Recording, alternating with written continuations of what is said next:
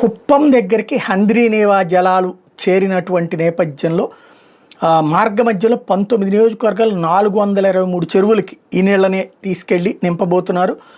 హంద్రీనేవా సుజల స్రవంతిలో ప్రవాహ సామర్థ్యం పెంచిందట కూటమి ప్రభుత్వం.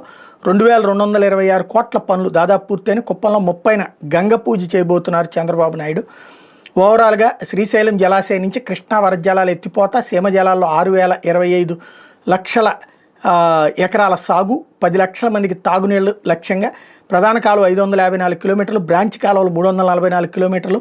డిస్ట్రిబ్యూటర్లు మినహా దాదాపు పనులు పూర్తయిపోయినాయి. 70 చోట్ల ఎత్తిపోసేలా పనులు చేశారు. 24,000 కోట్ల రూపాయలు ఖర్చు అయింది. హంద్రీనేవా కాలువలకు లైనింగ్ వేయలేదు. ఫలితంగా 2 దశలకు నీళ్లు ఇచ్చిన పూర్తి ప్రవాహం చివరికి చేరడం లేదు. ప్రారంభంలో 3,850 క్యూసెక్కులు వదిలితే చివరిలో కుప్పం బ్రాంచ్ కాలువకి 160 క్యూసెక్కులు చేరాలి. ఎక్కడికక్కడే ప్రవాహ నష్టాలతో ప్రధాన కాలువ చివరికి వెళ్ళేసరికి 150 క్యూసెక్కులే మిగులుతున్నాయి.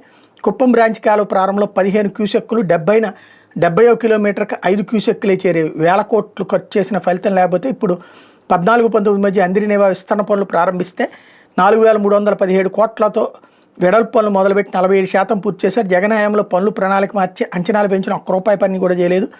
ఇక్కడే పచ్చి బూతులు చెప్పేది. 47% అప్పుడు పూర్తి చేస్తే జగన్ టైంలో 5 ఏళ్ళు ఒక్కరో కూడా పూర్తి చేయకపోతే ఇప్పుడు ఏడాదిలో 53% పూర్తి అయిపోయిందా? జనాల్ని వెర్రివాళ్ళని చేస్తా తప్పుడు సమాచారాన్ని ప్రజల మెదళ్లలో విషంని నింపినట్టు నింపుతున్నారు.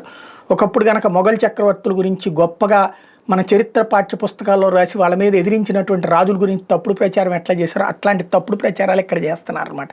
కూటమి ప్రభుత్వం వచ్చాక తొలి దశ ప్రధాన కాలువ వెడల్పు పనులు, 2వ దశ లైనింగ్, పొంగనూరు కుప్పం బ్రాంచ్ కాలువ లైనింగ్ పనులు 2,226 కోట్ల ఒప్పందం వీళ్ళు దాదాపు పూర్తి చేసి నీళ్లు వదిలారు. కుప్పం వరకు నీళ్లు చేరిని. ఇవి ఇప్పుడు ఆయన అక్కడ పూజ చేయడం ద్వారా తాను తీసుకొచ్చానన్నటువంటి విషయాన్ని చెప్పబోతున్నారు.